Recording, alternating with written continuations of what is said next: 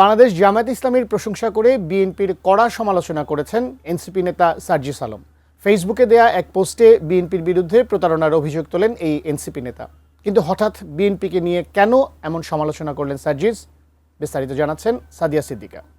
চাঁদাবাজি, দখলদারিত্ব, দুর্নীতি, ক্ষমতার অপব্যবহার সহ সকল ধরনের অপকর্মের কবর রচনা করব।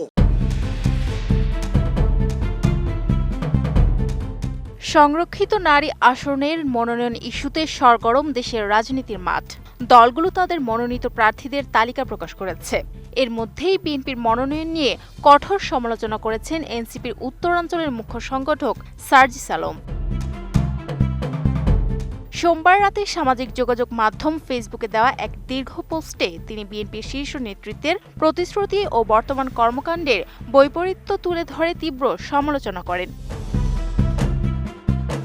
সার্জিস আলম তার লেখায় উল্লেখ করেন, ছাত্র জনতার অভ্যুত্থানের আগে থেকে শুরু করে সর্বশেষ নির্বাচন পর্যন্ত বিএনপির চেয়ারম্যান তারেক রহমান রাষ্ট্র সংস্কারে অসংখ্যবার জাতীয় সরকার গঠনের প্রতিশ্রুতি দিয়েছিলেন। সেই প্রতিশ্রুতির ওপর ভরসা করে জোটের শরিকরা ভেবেছিল একটি শক্তিশালী জাতীয় সরকার গঠনের লক্ষ্যে মন্ত্রিপরিষদে কেবল বিএনপি নয়, বরং শরিক দল এমনকি বিরোধী দল থেকেও যোগ্য ব্যক্তিদের বিভিন্ন মন্ত্রণালয়ের দায়িত্ব দেওয়া হবে।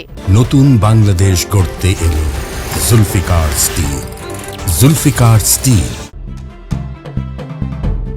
কিন্তু বর্তমান সরকারের ২৫ জন মন্ত্রীর তালিকায় দেখা গেছে ভিন্ন চিত্র।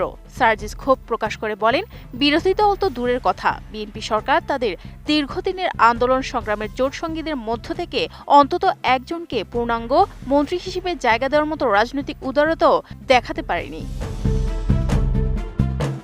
জোটের মধ্যে এই অস্বস্তি আরও ঘনীভূত হয়েছে সংরক্ষিত মহিলা আসনের মনোনয়ন নিয়ে। সোমবার যখন সরকারি ও বিরোধী দল থেকে মনোনয়ন চূড়ান্ত করা হলো, সেখানেও বিএনপি একচ্ছত্র আধিপত্য দেখিয়েছে বলে অভিযোগ সার্জিসের। তিনি দাবি করেন, বিএনপির ভাগে থাকা ৩৬টি সংরক্ষিত আসনের সব কোটিতেই তারা নিজস্ব প্রার্থীদের মনোনয়ন দিয়েছে, যেখানে জোট শরিকদের জন্য একটি আসনও রাখা হয়নি।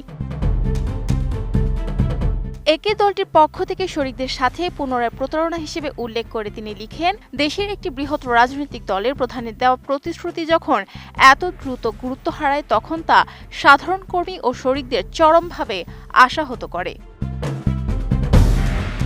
তবে বিএনপির এমন ভূমিকার বিপরীতে বাংলাদেশ জামায়াতে ইসলামীর প্রশংসা করেছেন এনসিপির এই নেতা। তিনি তার পোস্টে উল্লেখ করেন, দল হিসেবে জামায়াতে ইসলামী যেখানে মাত্র ১২টি সংরক্ষিত আসন পেয়েছে, সেখান থেকেও তারা তাদের জোটের প্রতি সম্মান প্রদর্শন করেছেন। জামায়াত তার প্রাপ্য আসন থেকে এনসিপি, জাগপা এবং বাংলাদেশ খেলাফত মজলিসকে একটি করে মোট ৩টি আসন ছেড়ে দিয়ে যে রাজনৈতিক শিষ্টাচার দেখিয়েছে, তাকে ভবিষ্যৎ বাংলাদেশের রাজনীতির জন্য একটি উজ্জ্বল দৃষ্টান্ত হিসেবে অভিহিত করেন তিনি। Sadia Siddika, ATN news.